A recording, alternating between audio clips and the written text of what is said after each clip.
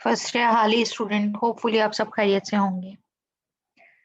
बेटा, previous test से related अगर मैं आपसे बात करूं केमिस्ट्री के, तो टोटली कैलकुलेशन थी। कुछ बच्चों ने उसे बहुत अच्छे से निभाया, लेकिन कुछ बच्चे उसे समझ भी नहीं पाए। नंबर ऑफ क्वेश्चंस में उन्होंने गलती की। सबसे पहले तो मैं लास्ट क्वेश्चन से रिलेटेड जरूर बात करूंगी, ताकि आपके पास टेस्ट पेपर हो और आप उसमें अपनी करेक्शन लाजमी कर लें। बेटा, वहां पे उन्होंने टेम्परेचर और प्रेशर देकर पूछा था कि मीथेन और second gas I think hydrogen थी, दोनों की डेंसिटी फाइंड आउट करें। तो आप फॉर्मूला लगाते D इक्वल्स टू PM/RT, दोनों की डेंसिटी वहां से फाइंड आउट कर लेते हैं। फिर उसने कहा कि इन दोनों का रेट ऑफ डिफ्यूजन रेशियो भी बताइएगा। सही है, तो अब आपने क्या करना था, वहां पर वो जो आपने डेंसिटी निकाली थी, आप फॉर्मूला लगाते हैं R1/R2 equals to square root D2/D1। उन दोनों डेंसिटीज के अकॉर्डिंग उसे सॉल्व करते हुए आते हैं और आपके पास रेशो आ जाती है 1:2, 1.35:1, जो भी आंसर आता वो इन फॉर्म ऑफ रेशो आता। सही। यहाँ गलती बहुत ज्यादा देखने में आई इस क्वेश्चन में। अब आप इसे सॉल्व करिएगा, ताकि मैंने जो हिंट दिया है वो आपके लिए सही रहे। और एक और क्वेश्चन डेंसिटी से रिलेटेड ही था, और वो था कि भाई ammonia gas is 1.48 times more, जो है उसका डिफ्यूजन रेट बताया था। तो सेकंड गैस थी HCl। तो मोर का मतलब जो पहली गैस गिवन थी दैट इज अमोनिया 1.48, ग्रेटर था। आप 1.48 अपॉन 1 लगाते तो आपका आंसर सही आता। आप में से अक्सर बच्चों ने उसे 1/1.48 लगा दिया। That's totally wrong. आपको शुरू में ही समझाया था, जो पहले वो पहले लिखा जाएगा, जो बाद में वो बाद में लिखा जाएगा। सही। बाकी ये न्यूमेरिकल्स में थोड़ी बहुत आप लोगों ने सिली मिस्टेक्स की, लेकिन इन दो न्यूमेरिकल्स में कुछ बच्चों ने इसे अटेम्प्ट ही नहीं किया, और अटेम्प्ट किया तो गलत अटेम्प्ट किया। तो काइंडली करेक्शंस कीजिएगा, क्योंकि फुल टाइम न्यूमेरिकल टेस्ट था। मैं नहीं चाहती कि इस तरह की मिस्टेक्स नेक्स्ट टाइम हो। सही। आगे बढ़ते हैं। हम पढ़ रहे थे लिक्विड स्टेट, जिसके कुछ लास्ट लास्ट टॉपिक पर चल रहे हैं। और खास तौर पे इस साल सबसे ज्यादा फर्स्ट ईयर हाली को पढ़ाते हुए खुशी इसलिए हो रही है कि इस वक्त जब दिसंबर या फिर जनवरी स्टार्ट होता था और मेरे पास चैप्टर 2 खत्म नहीं हुआ तो होता था, तो आप लोगों से ज्यादा हमें रोने का दिल चाहता था। क्योंकि सेशन एक तो आप लोगों की क्लास इतनी लेट लेट स्टार्ट होती है, और फिर उसको क्रैश ग्रुप के तौर पे पढ़ाना। कहने को क्रैश ग्रुप होता है, लेकिन हम एक भी चीज नहीं छोड़ते, सारी चीजें पढ़ाते हैं, क्योंकि हम किसी भी तरह से बच्चे का लॉस नहीं चाहते। लेकिन आज सुनकर ये खुशी हुई कि आप लोगों के एग्जाम्स फाइनली मई जून में होंगे, तो हमारे पास बहुत टाइम है अल्हम्दुलिल्लाह। हम आराम से अपना सिलेबस कवर कर सकते हैं, कोई भागदौड़ वाली सिचुएशन नहीं होगी। नाउ लिक्विड स्टेट में आज मैं आपको कुछ खास forces of attraction पढ़ाऊंगी।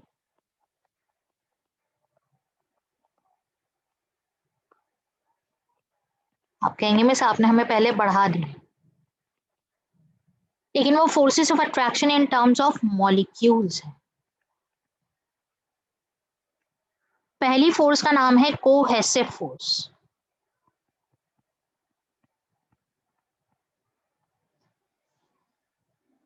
Cohesive word निकला है कोहेजन से। कोहेजन का मतलब क्या है? को मीन्स का होता है कंबाइन। इसका मतलब जहां पर भी बहुत सारी चीजें एक जैसी मौजूद हैं, उन सबका आपस में लिंक। और इसकी एक और जो फोर्स है that is adhesive forces. Adhesive forces क्या होती हैं? वर्ड है एडहीजन। और एडहीजन का मतलब अगर मैं लूं, तो हम आपको समझाने के लिए कहते हैं कोई चीज स्टिक हो जाए, वहां पर एडिशन मौजूद है, एडहेसिव है, स्टिकी है, इतनी आसानी से हटाया नहीं जा सकता। तो पेन को हम कहते हैं कि एडहेसिव फोर्स है उसमें।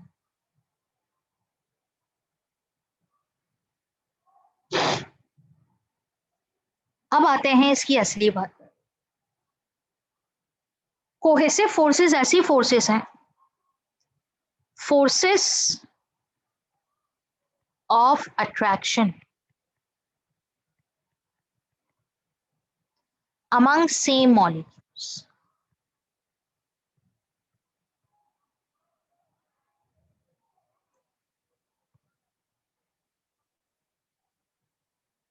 among same molecules, और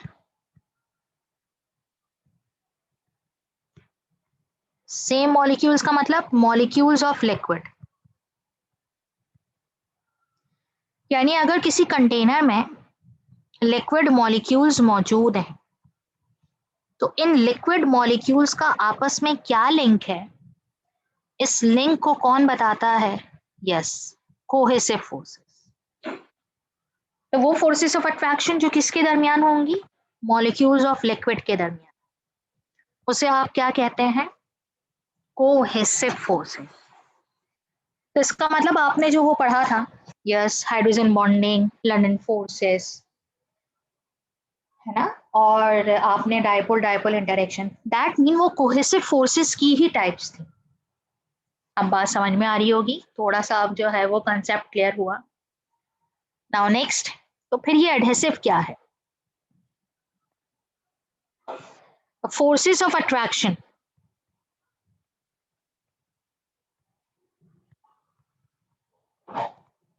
forces of attraction among different molecules.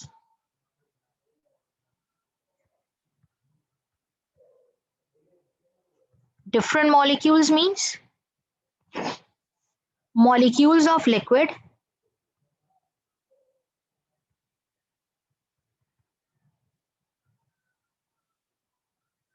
and molecules of container.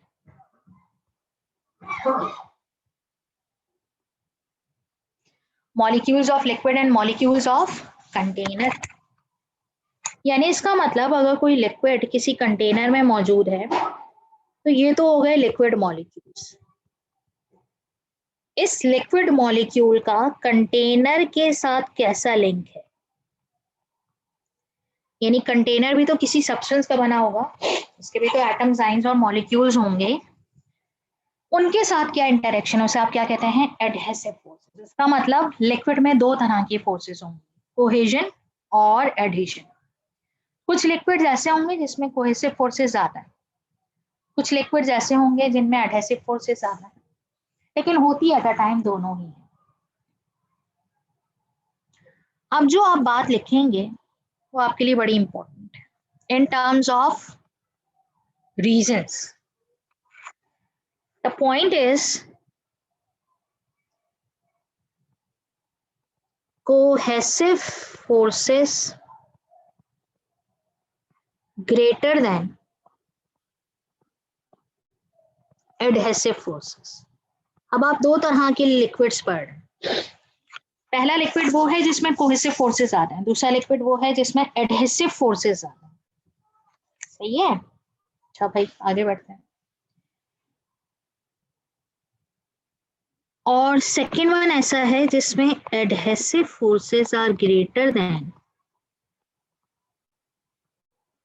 Cohesive forces.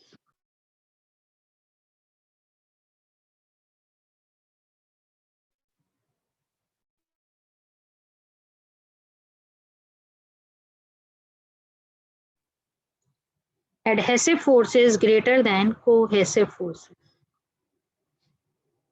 ये दो तरह के लिक्विड्स, उन दो तरह के लिक्विड्स के लिए जो मैं नीचे पॉइंट्स लिखूंगी ना, वो हर एक रीजन होगा और उस रीजन का आंसर क्या होगा? That one. चलें पहले एग्जाम्पल लेते हैं और फिर बात करते हैं। मेरे पास एक कंटेनर में वाटर है और मेरे पास एक कंटेनर में अल्कोहल है। चले अल्कोहल से ज्यादा एक और लेते हैं। अल्कोहल की बहुत बातें हो गई, मरकरी देखा है आपने। वाटर में क्या होता है? अब मैं इस वाटर को जो मैंने यहाँ पे फिल किया हुआ है, सही, और ये जो मरकरी है जो हमें यहाँ नजर आ रहा है, मैंने वाटर को एक और कंटेनर में डाला, शिफ्ट करी हूँ, तो क्या होगा? सारा वाटर कंटेनर शिफ्ट हो जाएगा? आप कहेंगे जी मिस हो जाएगा, लेकिन शिफ्टिंग के बाद भी आप देखेंगे कि इस फर्स्ट कंटेनर की वॉल्स पर कुछ ड्रॉप्स बाकी रहेंगे। आप नॉर्मली घर पे भी कर सकते हैं एक्सपेरिमेंट। एक ग्लास में पानी लें, उसको दूसरे ग्लास में शिफ्ट कर दें, आप कितना भी शिफ्ट करते हैं आपको ऐसा लगेगा एक ड्रॉप उस ग्लास में बाकी है ना, एक ड्रॉप या उसके साइड वॉल्स के साथ वो चीज बाकी है। इसी तरह आप मरकरी लें या फिर आप अल्कोहल लें, पेट्रोल लें, आप केरोसिन ऑयल लें, आप थिनर लें और आप इसको किसी और कंटेनर में डालें। जब आप शिफ्ट करेंगे ना तो पहले कंटेनर में उसके पार्टिकल्स या उसके मॉलिक्यूल्स का नामो निशान भी नजर नहीं आएगा। क्यों? क्योंकि वाटर में कोहेसिव फोर्सेस से ज्यादा वो क्यों कंटेनर के साथ नजर आ रहा है, क्योंकि उसका कंटेनर के मॉलिक्यूल्स के साथ लिंक है। और मरकरी क्यों नहीं नजर आ रहा है, क्योंकि उसका molecule two molecule link stronger है, यानी इसमें कोहेसिव ज्यादा है और इसमें एडहेसिव ज्यादा है। इसका मतलब ये नहीं है कि यहाँ पे कोई कोहेसिव होगा ही। अब अगर आप पॉइंट बनाएं तो सबसे पहले first point,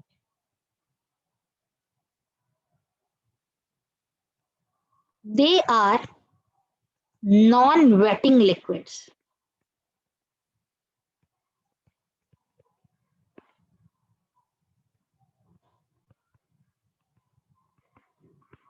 they are non wetting liquids. अभी आपको एग्जाम्पल बताई थी, मरकरी, अल्कोहल, ये सब क्या है? नॉन वेटिंग है। क्यों? कंटेनर में आसानी से शिफ्ट हो जाते हैं, दूसरे कंटेनर में पता भी नहीं चलता। और दे आर वेटिंग लिक्विड्स। ये सरफेस ऑफ एनी कंटेनर क्या कर सकते हैं? वेट कर सकते हैं। अगर आपसे कभी पूछा जाए mercury is a non wetting liquid, give reason, तो आपको पता है जवाब क्या होगा? ये रहा जवाब, just because these cohesive forces are greater than adhesive force. आपसे पूछा जाए water is a wetting liquid, why as compared to the thinner, आप कहेंगे just because in water adhesive forces are greater than cohesive forces। है ना interesting बात? इसका मतलब ये जो नीचे मैं पॉइंट्स लिखवाऊंगी वो आपके पास डिफरेंस फॉर्म में लिखा जा रहा है और ये आपके पास तकरीबन सारे के सारे रीजंस में आते हैं, जिसका आंसर सेम टॉप पे लिखवा दिए। चलें आगे बढ़ते हैं।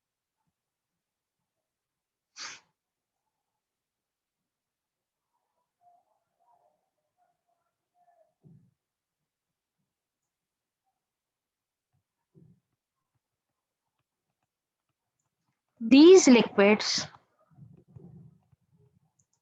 form upward meniscus। ये मेनिस्कस क्या होता है? अगर मैं किसी कंटेनर में लिक्विड लूं, मरकरी को अगर आपने कभी थर्मामीटर में देखा हो, घर पे हो तो देखिएगा, आपको मरकरी का लेवल ऐसे नजर आएगा अपवर्ड। आप पानी को देखेंगे, आपको पानी का लेवल ऐसे नजर आएगा डाउनवर्ड। तो what is meniscus? Actually meniscus is the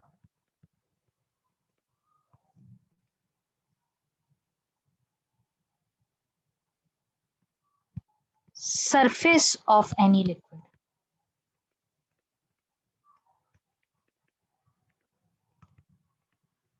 or it may be of two types, upper or lower।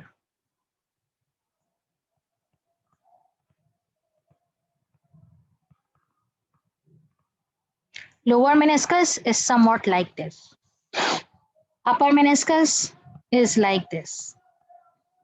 तो इसका मतलब है कि ये जितने भी लिक्विड्स होंगे, कौन से, आपसे कभी पूछा जाए मर्करी फॉर्म्स अपवर्ड मेनिस्कस, तो आप क्या कहेंगे?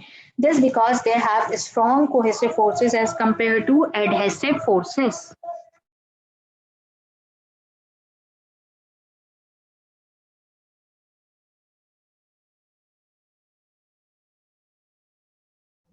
These liquids form upward meniscus। तो आपसे कभी पूछे जाए mercury forms upward meniscus, why, give reason, तो आप कहेंगे just because they have strong cohesive forces as compare to adhesive. सही है। और अगर मैं यहाँ पर एक और बड़ी ही टेक्निकल बात लिखूं तो एग्जाम है ना, वो किसी भी तरीके से पूछ लेगा, वो आपसे कहेगा why mercury forms convex meniscus. Physics भी आ गई इसमें। तो ये जो मेनिस्कस है ना कॉन्वेक्स, और ये जो मेनिस्कस होगा कॉनकेव। सही, कॉन्वेक्स और कॉनकेव, ये बात याद रखनी। तो इसका मतलब इसका ऑपोजिट क्या बनेगा? Yes, these liquids form downward meniscus।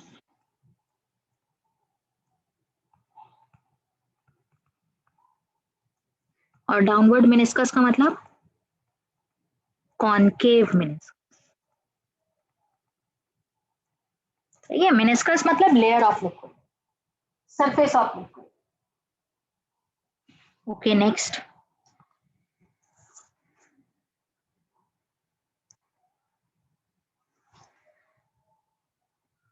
These liquids don't show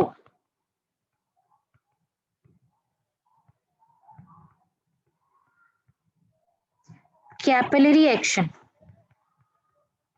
easily। याद आ रहा है कैपिलरी एक्शन? ये कैपिलरी एक्शन इतना आसानी से नहीं दिखाते। फिर इसका मतलब है ये क्या करते हैं?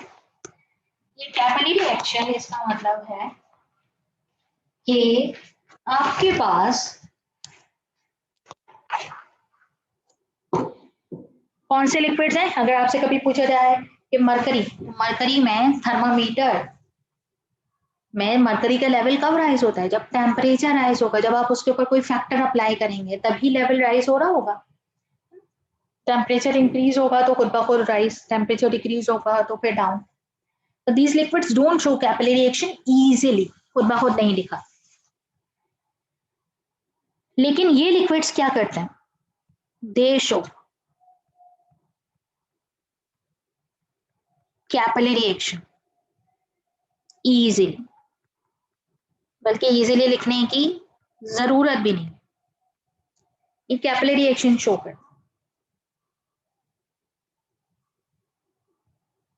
दे have low surface tension,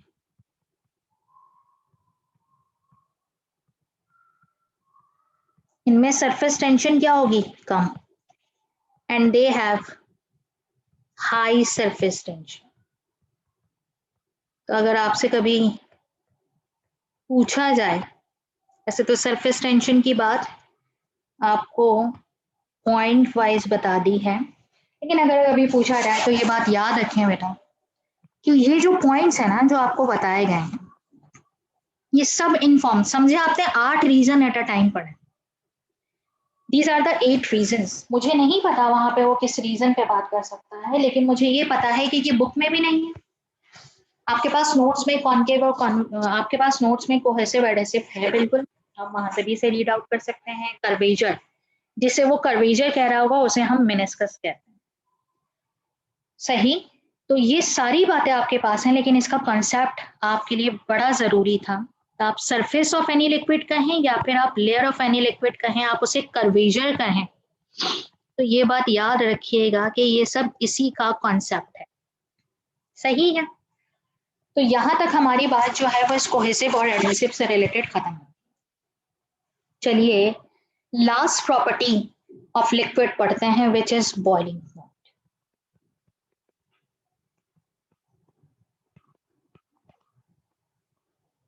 boiling point, boiling point क्या है भाई? यस, अक्सर बच्चों से पूछा जाए तो वो कहते हैं the temperature at which the liquid boils. No, the complete definition अगर मैं बॉइलिंग पॉइंट कहूं तो ये बॉइलिंग पॉइंट दो तरह के, एक तो खुद बॉइलिंग पॉइंट और एक नॉर्मल बॉइलिंग पॉइंट। सही है, तो अब अगर आपके पास यहाँ पे डेफिनेशन देखें किससे रिलेटेड आ रही है, तो सबसे पहले हम उसी को समझते हैं। सही है, पॉइंट इज दिस कि जब किसी लिक्विड का, कोई लिक्विड है ना, आप उसे हीट करते हैं। सही है, जब आप उसे क्या करते हैं? हीट करते हैं। और वो लिक्विड क्या हो रहा है, हीट अप और वेपोराइज। तो इस लिक्विड का वेपर प्रेशर, किसका बेटा, इस लिक्विड का वेपर प्रेशर,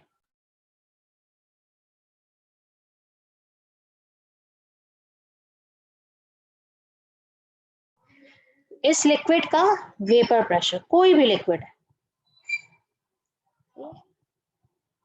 वेपर प्रेशर क्या होगा, इक्वल हो जाता है किसके, एक्सटर्नल प्रेशर। कौन से एक्सटर्नल, ये रहा एक्सटर्नल, इक्वल हो जाता है किसके, एक्सटर्नल प्रेशर। और इस टेम्परेचर को अगर हम मेजर कर लें तो that temperature is boiling point, that temperature is boiling point. तो डेफिनेशन क्या बनी जरा देखते हैं।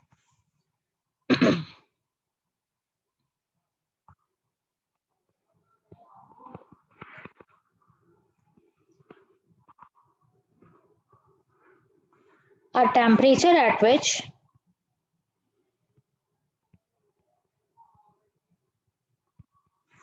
vapor pressure of a liquid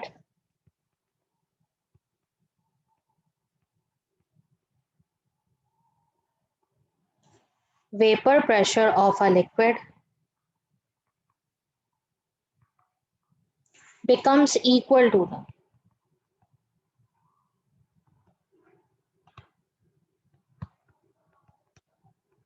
external pressure, external atmospheric pressure, यानी उस कंटेनर के बाहर जितना pressure, is called boiling point of that liquid। कभी भी ये डेफिनेशन मत लिख कर आइएगा, a temperature at which a liquid boil, यकीन करें एग्जामिनर खुद बॉयल हो जाता है। ये क्या मजाक है, फर्स्ट ईयर के लेवल पर बच्चा ये डेफिनेशन लिख रहा है, 9th क्लास का बच्चा ये लिखना पसंद नहीं करता, तो फर्स्ट ईयर के लेवल कैसे लिख सकता।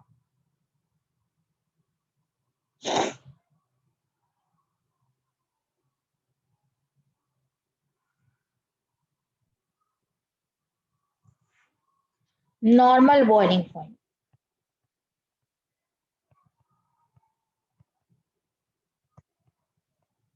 अब ये नॉर्मल क्या है, तो क्या एबनॉर्मल था ये ऊपर वाला, नो। देखें जरा टेम्परेचर में डिफरेंस है, और टेम्परेचर एट विच, यानी हम जिस रीजन पे रहते हैं उसके हवाले से जरा देखते हैं। अ temperature at which vapour pressure of a liquid, vapour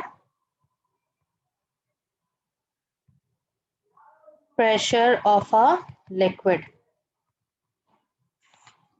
becomes equal to,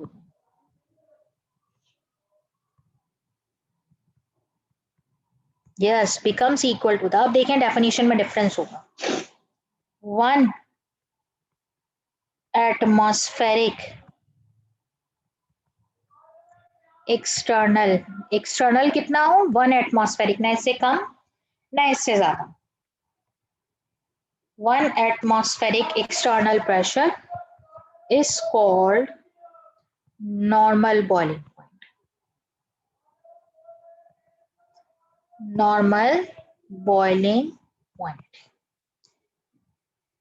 इसका मतलब जहां पर लिक्विड, हम जिस रीजन पे रहते हैं, हम जिस सी लेवल पर रहते हैं, हमारे लिए एटमॉस्फेरिक प्रेशर 1 है, लेकिन हम अगर हाइट पे जाएं या फिर हम बेसमेंट्स पे जाएं या हम इससे मजीद डेप्थ पे जाएं तो फिर हमारे लिए एटमॉस्फेरिक प्रेशर 1 नहीं है, एटमॉस्फेरिक प्रेशर कम या ज्यादा होगा। सही। अब जरा जो मैं पॉइंट बताऊं उसे ध्यान से सुनिए। ये जो एटमॉस्फेरिक प्रेशर है ना,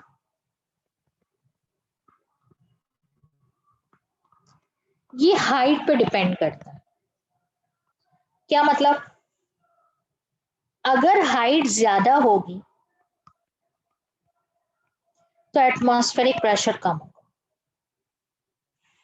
जी, हाइट का क्या मतलब, मैं मरी, गिलगित, सवात, इसी तरह से हिली एरियाज पे जाती जाऊं तो वहां एटमॉस्फेरिक प्रेशर 1 ATM नहीं होगा।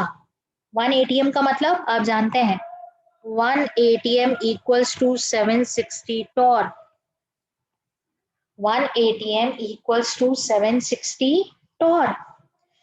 तो क्या ऐसा होगा कि यस, अगर आप इसको प्रेडिक्ट करें तो आपने अगली बात खुद से प्रेडिक्ट कर ली, हाइट कम, एटमॉस्फेरिक प्रेशर क्या होगा, ज्यादा। तो मैं जो आपको बात बताने लगी हूं ना, वो ये फैक्टर्स हैं। Yes, factors on which boiling point depends.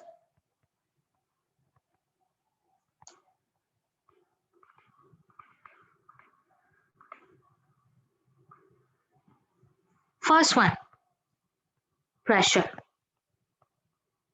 आप देख रहे हैं बॉइलिंग पॉइंट किस पे डिपेंड कर रहा है, प्रेशर।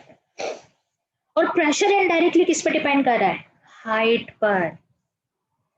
सही। तो इसलिए वो पॉइंट जो छुपा हुआ था जिसको हम नजरअंदाज कर जाते हैं, वो मैंने पहले ही बता दिया कि अगर मैं हिली एरियाज पे शिफ्ट होना शुरू हो जाऊं तो वहां पे पानी का बॉइलिंग पॉइंट क्या होगा, ज्यादा होता जाएगा। मैं जैसे जैसे फॉर एग्जाम्पल ये कराची जिस हाइट पर है, मैं इससे मजीद हाइट पे जाऊं, फिर मैं इससे मजीद हाइट पे जाऊं, फिर मैं इससे मजीद हाइट पे जाऊं। इस हाइट पे जाते जाते आपके पास क्या हो रहा होगा, हाइट बढ़ रही है, बॉइलिंग पॉइंट मजीद बढ़ता चला जाएगा। बॉइलिंग पॉइंट क्या होगा, मजीद बढ़ता चला जाएगा। ऐसा होगा हाइट ज्यादा होने पे? नो, बिल्कुल भी नहीं। अगर किसी ने हाँ कह दिया तो इसका मतलब है वो सामने लिखी हुई बात को ही नहीं पढ़ रहा है। हाइट ज्यादा तो इसका मतलब है कि बॉइलिंग पॉइंट का फर्क तो मैंने भी आपको बताया ही नहीं। आप तो ये कहेंगे मिस हाइट ज्यादा है, इसका मतलब है यहाँ प्रेशर क्या हो रहा है। आपने तो हमें प्रेशर का पता है, कम, फिर कम, फिर कम। तो हम जितनी हाइट पे जाएंगे उतना ही एटमॉस्फेरिक प्रेशर 760 टॉर या 1 एटीएम से कम होता जाएगा। 700, 740, 740, 700, 640, 600, 500। तो अगर मैं पता है माउंट एवरेस्ट पे चली जाऊं, किस पे चली जाऊं, माउंट एवरेस्ट पे, आप हैरान रह जाएंगे, वहां पर सिर्फ 50 टॉर प्रेशर। अब आप एटीएम में सोचें कितना कम होगा। 1 एटीएम किसके बराबर होता है, 760 टॉर। कितना कम हो गया माउंट, अगर मैं माउंट एवरेस्ट हाइट पे मौजूद हूं, उस वक्त पता है एटमॉस्फेरिक प्रेशर कितना हो गया, 50। इससे बॉइलिंग पॉइंट का क्या ताल्लुक, इससे बॉइलिंग पॉइंट का ये ताल्लुक है कि boiling point is related to the pressure directly. Boiling point ज्यादा हो जाता है अगर प्रेशर ज्यादा हो, लेकिन अगर प्रेशर कम हो रहा है तो बॉइलिंग पॉइंट भी क्या होगा, कम। तो इसका मतलब अब जरा गौर से सुनिएगा मेरी बात को, हम जितनी हाइट पे जाते रहेंगे एटमॉस्फेरिक प्रेशर क्या होता रहेगा, कम। एटमॉस्फेरिक प्रेशर कम होगा, इसका मतलब बॉइलिंग पॉइंट क्या होता रहेगा, कम। तो अब आप देखें एरो मैंने कैसे बनाया, अब कॉन्सेप्ट क्लियर हुआ। तो क्या हाइट ज्यादा, जितना आप हाइट पे जाते रहेंगे एटमॉस्फेरिक प्रेशर कम, एटमॉस्फेरिक प्रेशर कम, तो बॉइलिंग पॉइंट भी क्या होगा, कम। इसका मतलब है कि अगर मैं माउंट एवरेस्ट पे खड़ी हूं तो वहां पानी 100 डिग्री सेंटीग्रेड पर बॉयल नहीं होगा, उससे पहले ही बॉयल हो जाता, 60 पे, 50 पे, 75 पे, लेकिन 100 पे नहीं हो सकता, लेकिन 100 पर नहीं हो सकता। ये आपको याद रखना। इसका मतलब अगर मैं कराची से डाउन आती जाऊं, यानी मैं मजीद ऐसे एरियाज में जा रही हूँ, फॉर एग्जाम्पल बेसमेंट में मैं किसी चली जाऊँ, या ऐसे एरियाज पे जाऊं जिसकी हाइट कराची के लेवल से भी कम है, या मैं दुनिया के ऐसे हिस्से में चली जाऊं जो हमारे पाकिस्तान के लेवल से थोड़ा डाउन है, सी लेवल से, वहां क्या होगा, यस, हाइट क्या हो रही है? कम। तो प्रेशर क्या हो रहा है? ज्यादा, है ना? जितना हाइट पे जाती जाऊंगी प्रेशर क्या होता जाएगा? फिर ज्यादा, फिर ज्यादा, फिर ज्यादा। तो बॉइलिंग पॉइंट क्या होता होगा? हाइट कम, प्रेशर ज्यादा। प्रेशर ज्यादा तो बॉइलिंग पॉइंट भी क्या होगा? ज्यादा होगा। तो मैं जितना ज्यादा डेप्थ में जाती रहूंगी, पानी 100 पे नहीं बल्कि अबव 100, 150, 120, 160 इस पर बॉयल होता हो। तो अब आते हैं इससे रिलेटेड, इस फैक्टर से रिलेटेड एक रीजन पर। क्या है वो रीजन? पहला रीजन ये है, cooking is difficult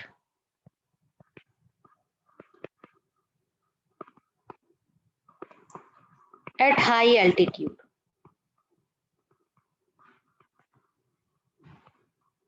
cooking is difficult at high altitude. Altitude height को कहते हैं। वो कहते हैं कुकिंग, ये बात कहाँ से आई? आप जानते हैं, आर्म्ड फोर्सेस के लोगों से रिलेटेड उनकी ड्यूटीज कहाँ कहाँ मौजूद होती है।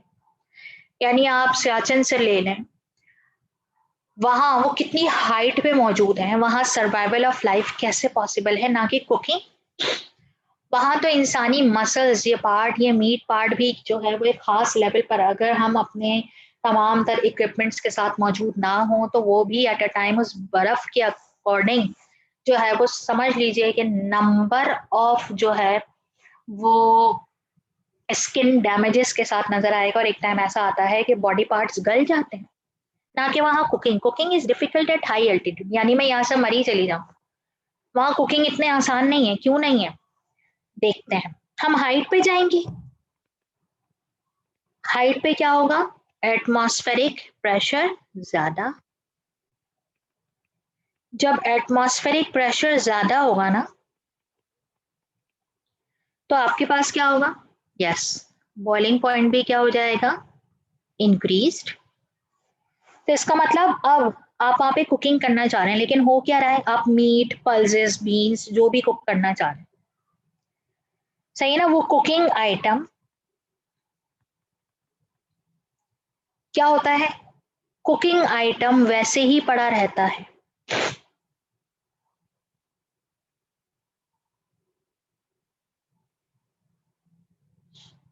क्या सारे बच्चे इस बात को खामोशी से सुन रहे हैं? कोई भी डिनाई नहीं करेगा, क्योंकि अगर खामोशी से सुन रहे हैं तो इसका मतलब है कि प्रीवियस कॉन्सेप्ट नहीं मेरा जो है वो जाया चला गया। जी आरजू, आप कुछ कहना चाह रही हैं बेटा? मिस अस्सलाम वालेकुम।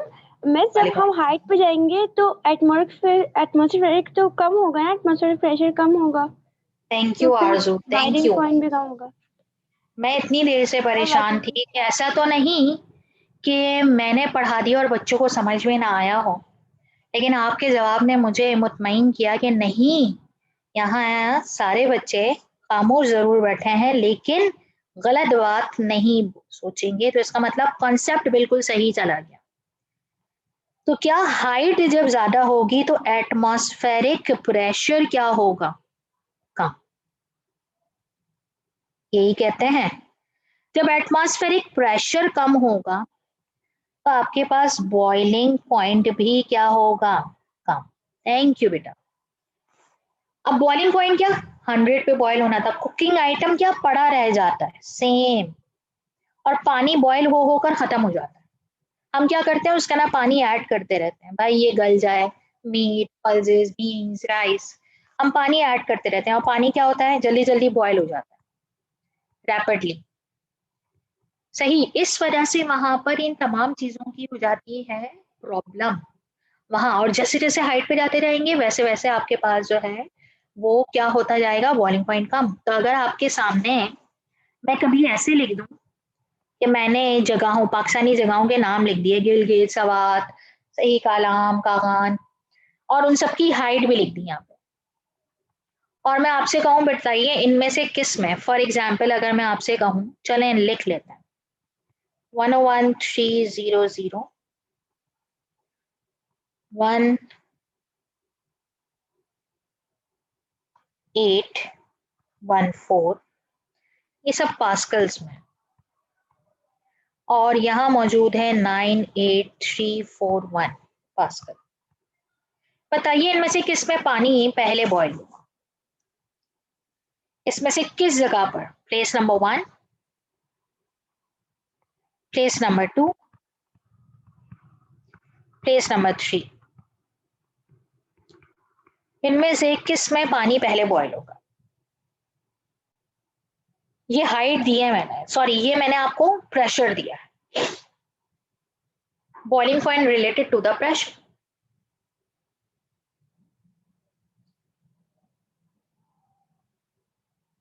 इसमें से पानी किस पे पहले बॉयल हो जाएगा, यानी पानी जल्दी बॉयल हो जाएगा। तो हमने क्या सीखा था, चलें अभी देख लेते हैं।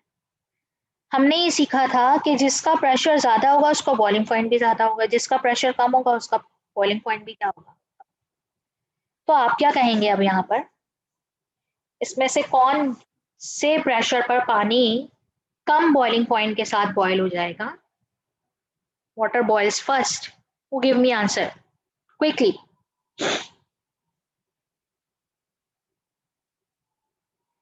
जिसका प्रेशर क्या होगा, कम, यस, जिसका प्रेशर क्या होगा, कम।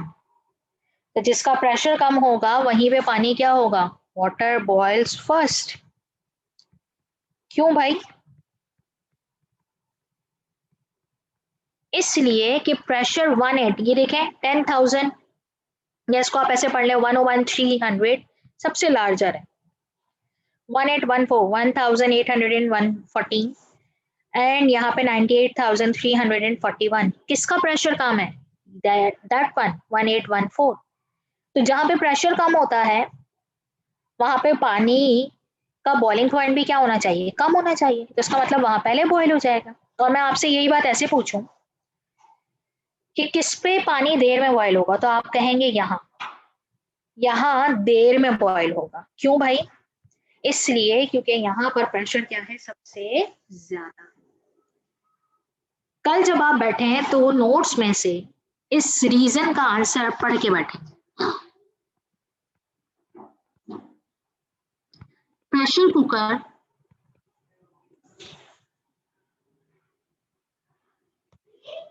cooks food rapidly।